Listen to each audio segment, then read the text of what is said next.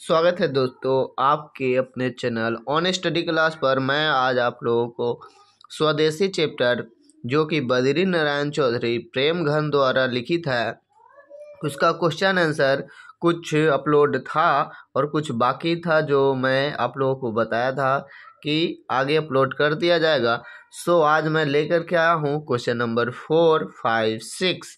तो चलिए स्टार्ट करते हैं। ये सब क्वेश्चन एग्जाम में आते रहते हैं, तो इसको मैं पहले ही बताया हूँ कि आप लोग अगर जाने कि हाँ ये क्वेश्चन इजी है, हम इसको आसानी से लिख सकते हैं, फिर भी आपको 1 से 2 लाइन कन्फर्म याद करके रखना ही पड़ेगा, चाहे वो जैसे भी हो, नहीं तो वहाँ पर लिखने में दिक्कत आ सकती है। तो चलिए इसी के साथ हम स्टार्ट करते हैं।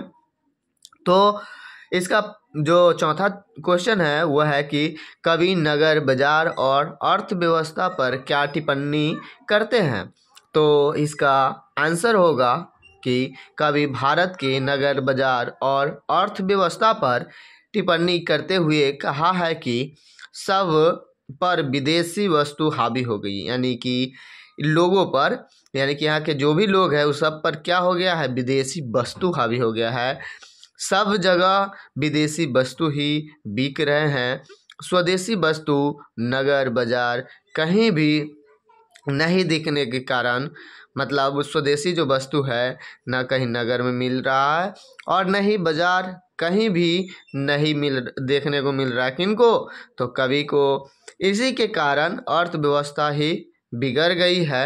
नेताओं के बारे में मतलब बिगड़ गई है, यही क्या है, कवि का कहना है, यानी टिप्पणी है। अगला क्वेश्चन जो है वो है कि नेताओं के बारे में कवि की क्या अभिप्राय है।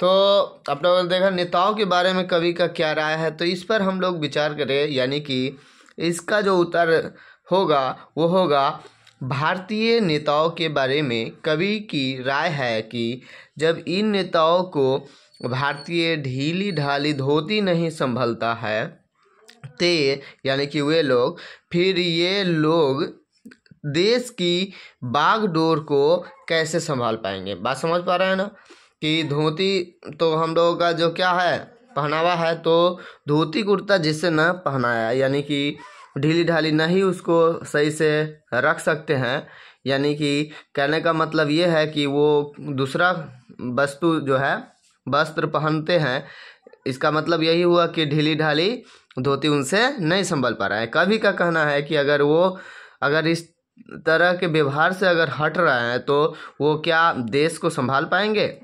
तो इस तरह से कवि का कहना है। अगला जो क्वेश्चन है, कवि ने डफाली किसे कहा है और क्यों कहा। डफाली का अर्थ होता है मतलब किसी का बड़ाई करना, चापलूसी करना। बात समझ पा रहे हैं ना। तो उस पर क्या इसका आंसर हम लोग लिखेंगे कि कवि ने भारतीय उन लोगों को डफाली कहा है जो भारतीय वर्ण व्यवस्था को मानते हैं, क्योंकि ये लोग गुलामी करके ही जीना चाहते हैं। यानी कि बात समझ पा रहे हैं ना, जो पहले से है वैसा ही जीना चाहते हैं। अंग्रेजों की खुशामद करते हैं तथा अपनी स्वदेशी वस्तुओं की झूठी प्रशंसा करते हैं, मतलब अपने वस्तुओं की नहीं बल्कि रियलिटी में दूसरे वस्तुओं की प्रशंसा करते हैं और उन्हीं के साथ रहते हैं, चापलूसी करते हैं और खाते हैं रहते हैं, यानी कि ढोल की तरह बजते रहते हैं।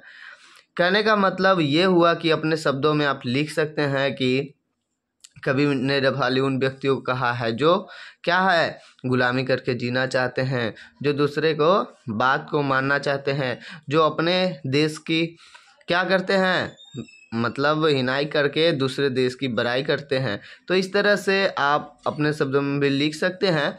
तो फिर मिलते हैं आप लोगों से नेक्स्ट वीडियो में नेक्स्ट क्वेश्चन के साथ।